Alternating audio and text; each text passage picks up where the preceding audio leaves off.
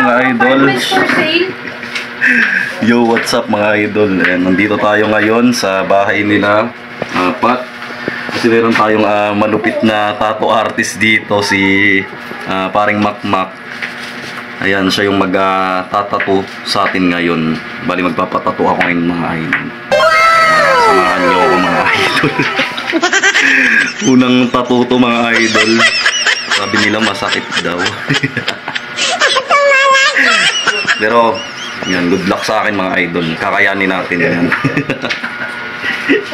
Ito yung tattoo artist natin, si paring Mac. Magaling na tattoo artist si paring Mac.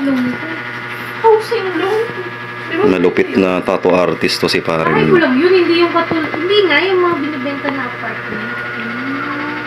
Ano mo sa mama mo? Ayun mga idol, nag-start na si paring Mac. Mag-open ka ate siya ng savings account sa BPI app mo. Doon lang.